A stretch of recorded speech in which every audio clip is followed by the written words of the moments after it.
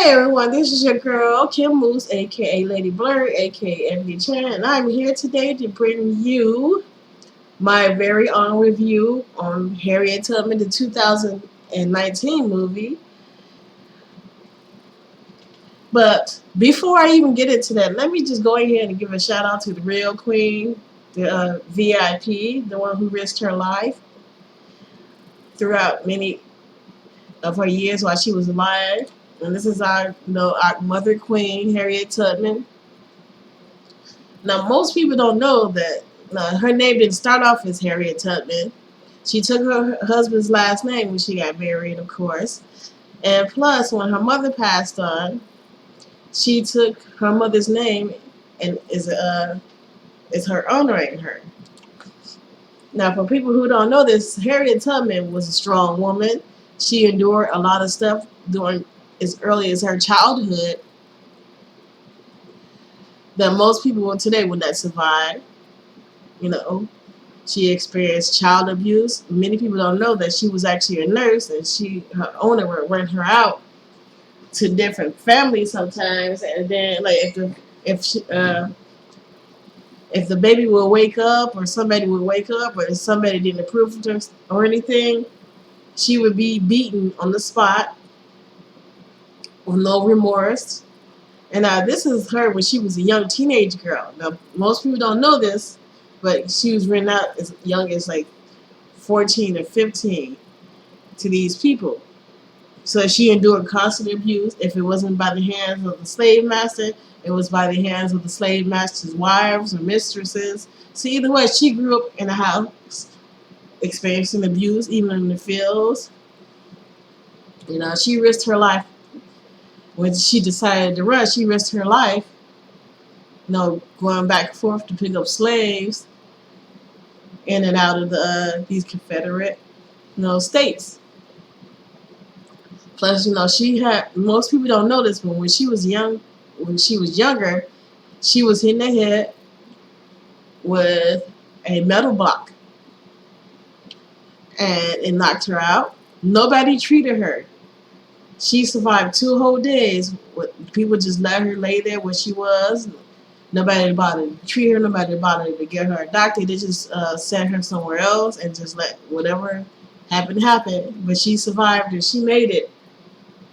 Now, most people don't understand it, but when you experience this type of head injury, which cracked her skull and she was unconscious, and nobody, like I said, no medical treatment, this stuff leads to bad headaches, insomnia. And in her case, she was a hyper insomniac. So imagine going through that as a teenager, on through her adult years, suffering, seizures, blackouts, painful headaches, which in this movie is being shown as something of being connected to God, which it's not. She just learned how to deal with it. So, her actions throughout this time did, lead to thousands of black people being free because she took part in the Civil War. She did her part, and she was a ride or die lady from start to finish. And then she ended her life. She remarried, adopted children, settled down, and lived her life, the way she wanted. She had no regrets. She broke the shackles of her own chains. There was no white saviors to help her. This lady did it on her own. She may have had some people who wanted to do their part, but in the end, it was all her. And then you got to throw it up to her, because these people do these movies about our heroes or our history, they're always trying to throw in the white savior or figures that weren't even there. And in Harriet Tubman's case, there was no white saviors out here, and there was no black bounty hunters or made up other sources. She was she had to put in the work, and her work paid off because it led to hundreds of black people being free, led to even thousands of black people being free. So shout out to her. Thank you, Queen Mother Harriet Tubman. Now this is not my movie. I saw this movie, and as I said before, I read the script. You can read this. Like, if you guys go online and type in any movie script you want, you can read the script. And to me, this is bullshit. because one, there was no black bounty hunter.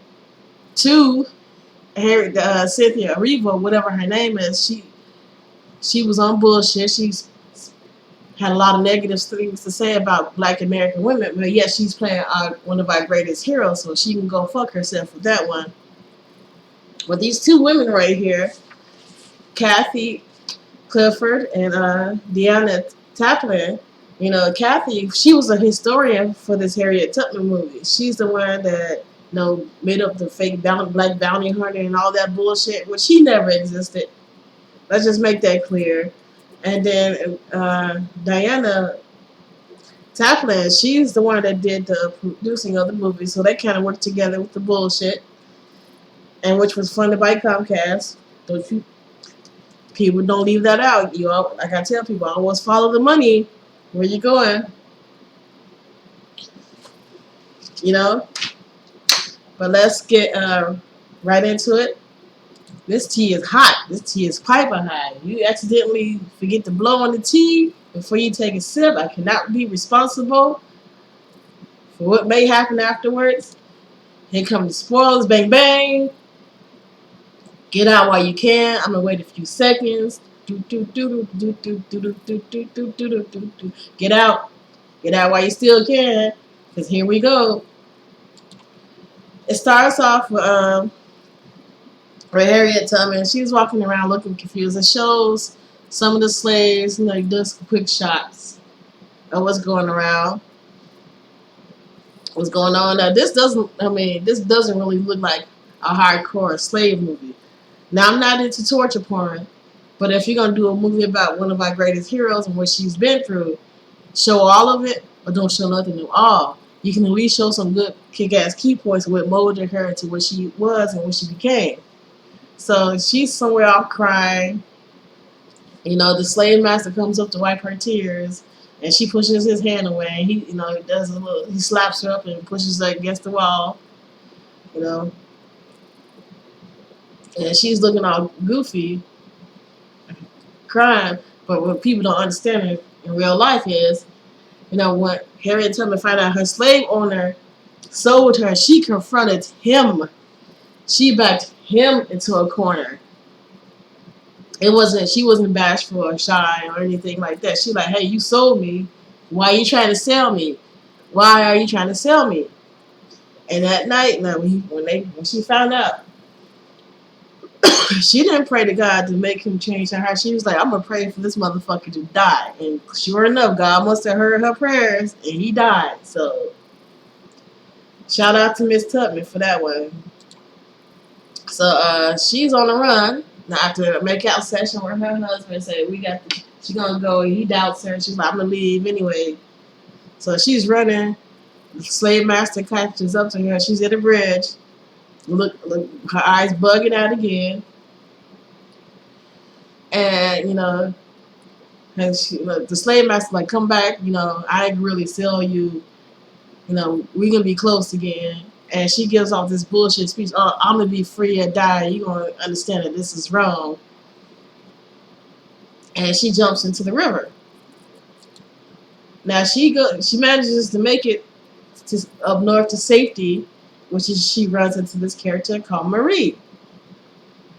Now, Marie helps Harriet Tubman out for a while. She gets her together, cleans her up. The scene with her naked in the tub washing her was kind of weird. Had that color of purple vibes. It was weird. I don't think they needed that.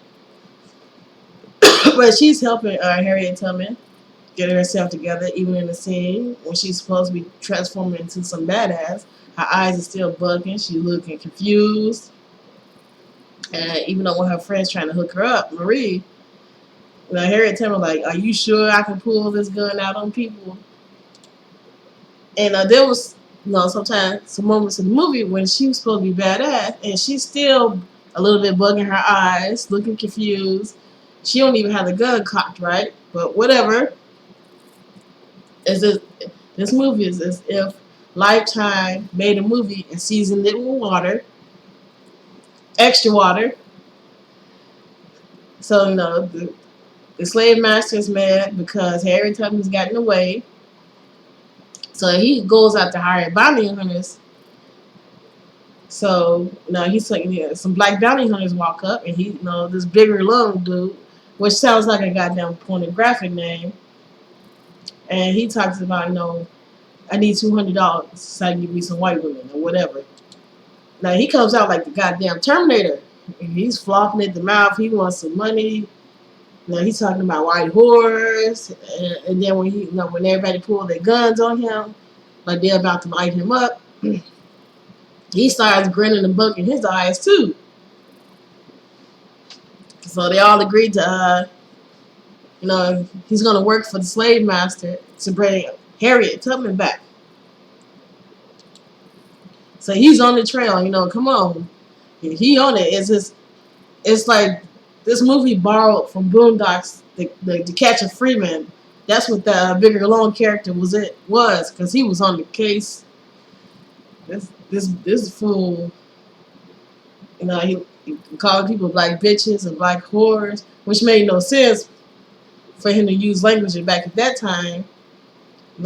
It's if they had him speaking in modern terms back during this time. But whatever. This bigger hoe, they're like, okay, we're gonna work together. Let's go get her. And the slave master's like, I don't want you to kill her.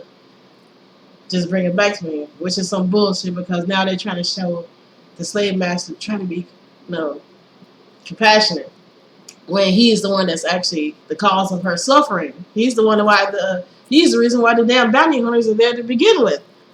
Okay, so Harriet Tubman doesn't shoot or kill anybody in the movie. Neither does the white slave master, except for the time he slapped Harriet around a little bit. But Bigger Long, when he comes in, this fool, this motherfucker, God help us, he is on it. This dude come out drawing blood, shooting people, stomping. He kills Harriet Tubman's friend Marie, beats her in the face with a closed fist. She's on the ground bleeding. She tells him he needs to be ashamed of himself. This is her friend, so people can remember what she looked like. He kills her. He fucks her. It's like, if you ever seen that, if you ever watch, what's that, Goodfellas, is when they catch the old boy in that scene, like, go get your shoe shine box or something, bitch. That's how he stops her out. That's how you can just hear her. Hear her head getting crushed and beaten in, and just like blood everywhere after he's done. So Harriet manages, she gets away barely the first time. So, Bigger Long, he tracks her to the forest, and they're having a shootout. She's trapped against a boulder or a large rock in the forest, and she shoots at him and misses. His head is knocked off, so he's looking at her sideways like, okay, bitch, you got to die. That's literally what he said. So, he's about to kill Harriet Tubman. Right? He's about to kill Harriet Tubman. She's about to be out of there. But before he can kill her,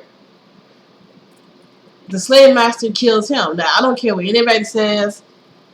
If Bigger Long was about to kill Harriet Tubman and the slave master kills him before he can kill her, that's the white savior, people. Stop trying to mix it or spin it or, explain the fuckery away.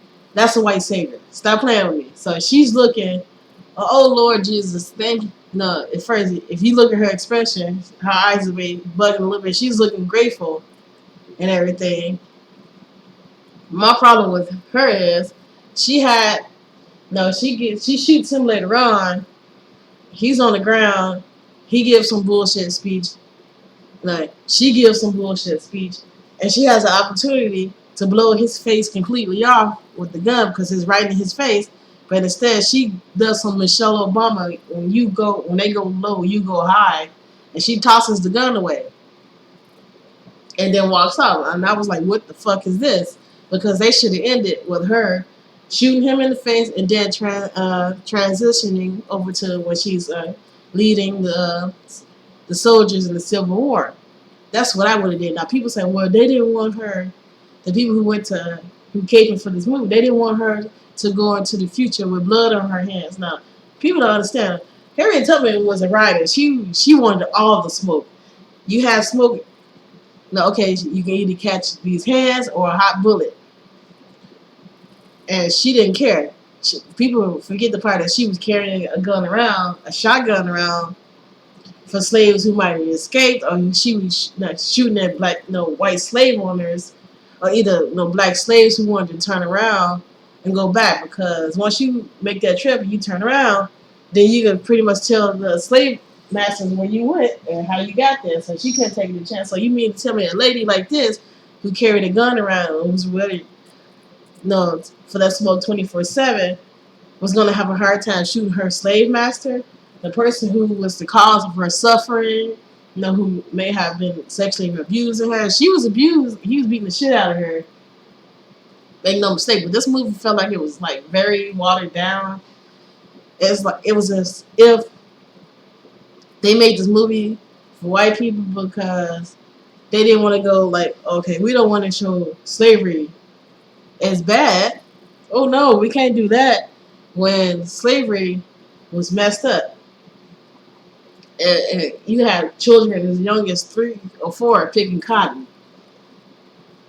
getting whipped and abused. And Harriet Tubman, like I said before, she experienced abuse when she was younger herself. So all the way up to until she decided to escape. Now I'm a little bit annoyed.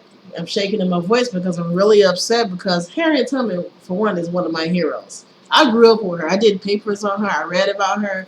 I even drew her when I was younger because when you hear about her story, she was a real life superhero, who was doing everything on her own, who rescued people, who risked her life for years to get her people out of slavery. And even in old age, she showed compassion and love and adopted children who needed adopting. And I feel like this movie mocked her in every way, shape, and form, Now, if you guys want to see a movie that's true to Harriet Tubman's legacy, I would suggest you go see, A Woman Called Moses. They didn't hold back in this movie. Harriet Tubman was pointed in this movie. She had that determined look. She had that I wish you would. I'll split your face back. Determination and look. They did not shy away from the hard acts that she went through as a child all the way to her adult years. I would suggest checking that out. I will also suggest checking out Amistad. Now, when people like, okay, well now, why are you bringing Amistad up? Because Amistad shows, African slaves who weren't even slaves yet rising up and kicking ass and just, they weren't afraid to show them killing their white enslavers because that's what they were. They were fighting for their freedom. They were freedom fighters. This movie was very powerful. If you watch the passage scene all the way up to the rebellion, it's deep. Some deep stuff. It's very powerful. I think about it still today. And this was made back in 1997. Now, another movie that still sticks with me today, even though this was made back in the early 1990s, was Spike Lee's Malcolm X. Again, it showed the character where he came from, his struggles, his mistakes, and it shows how powerful this character became. Malcolm X, one of our greatest leaders in history, and it did not hold back. It didn't water itself down. Sure, they didn't show everything, which is okay, but they showed some very powerful key moments in this movie, which to me counts. It's possible. Now, if you guys really want to support something that's Harriet Tubman with her whooping ass and not holding it back, well, look no farther. Go ahead, check out David Crownson's Harriet Tubman Demon Slayer. I mean, if you're going to support this Hollywood make-believe bullshit with imaginary black bounty hunters who didn't exist, you might as well just support this because at least this is badass from start to finish. This character's cool. She doesn't hold back. Skilled. She's sure of herself. And let me just tell you, the artwork and stories here are amazing. And I tell my people always, Don't rely on somebody else to tell your history or show your images. Support Black indies. That way you can see from start to finish. And with that said, thank you guys for stopping by. If you like this video, please like, comment, subscribe, and share the video. With that, I'm out. Have a good day. Peace.